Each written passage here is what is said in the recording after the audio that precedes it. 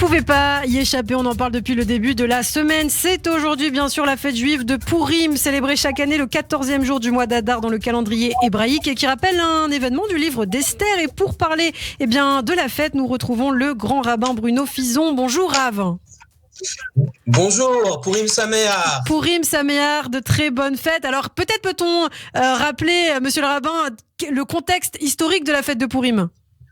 Oui, alors on est à peu près vers moins 500, c'est difficile à dater. Les Juifs ont perdu Jérusalem, ils ont perdu le temple de Jérusalem en moins 586. Et de la domination babylonienne, ils sont passés à la domination perse, avec un premier roi, Cyrus le Grand, qui leur permet de rentrer en Israël. Mais le fameux Assuérus, Ahasvérosh, qu'on identifie à un Xerxès ou à Tarxerxès, arrête cette alia, arrête la construction du temple et considère que la prophétie de Jérémie, celle qui a dit que les Juifs reviendraient 70 ans après la destruction du temple, est fausse. Et il fait ce fameux festin pour se moquer des Juifs. Il sort les ustensiles du temple, il fait un véritable Chilul Hashem, une profanation du nom divin. Et c'est pourquoi Mordechai, le rave de l'époque, dit à tous les Juifs, n'y allez pas.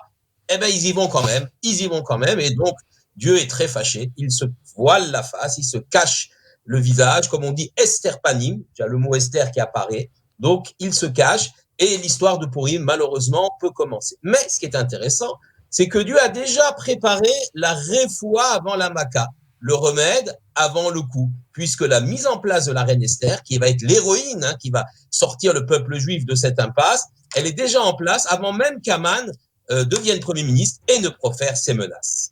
Alors, on s'interroge aussi sur la signification, monsieur le rabbin, du nom Pourim. Alors, pourquoi Pourim? Alors, Pourim, c'est tirage au sort. On sait que Aman a tiré au sort le jour de l'extermination des Juifs. Il a tiré le 13, il a tiré le mois de Hadar, donc Pourim, pour au singulier, sort, Pourim, tirage au sort. On pense que c'est un mot perse d'ailleurs, puisque le mot hébraïque pour tirage au sort, c'est goral. Donc, ça serait un tirage au sort. Alors, les sages des Khamim se posent la question, mais pourquoi appeler cette fête tirage au sort qui rappelle le moment funeste, le moment du danger? On aurait dû appeler cette fête Simchat Mordechai, la joie de Mordechai, ou je ne sais quoi, ou la fête d'Esther. Eh bien, nos sages expliquent que justement, c'est pour déjouer l'idée du hasard. La grande lutte entre Israël et le peuple d'Amalek, spirituellement, on a des descendants, ceux qui veulent détruire Israël uniquement parce que c'est Israël, parce qu'on est juif. Eh bien, ce peuple d'Amalek met en avant le hasard. Le hasard, c'est la négation même de l'existence de Dieu. Et tous les événements sont liés au hasard, ils ne sont pas liés à l'éternel. Le tir au sort, il choisit pas une date comme cela, il la tire au hasard pour dire, regardez, c'est le hasard qui va déterminer la mort des Juifs.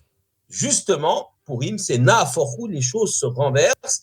Eh bien, Dieu va utiliser cette date du hasard pour montrer que ce n'est pas un hasard, que c'est lui qui mène la danse, c'est lui qui mène l'histoire. Et ce jour funeste devient le jour de la victoire des Juifs contre leurs ennemis. Le 13 Hadar, c'est le moment de la guerre, de la lutte. Et le lendemain, eh bien, on se repose, c'est la fête de Pourim. Et oui, c'est la symbolique donc de cette fête. Vous insistez, vous, sur le hasard et la providence.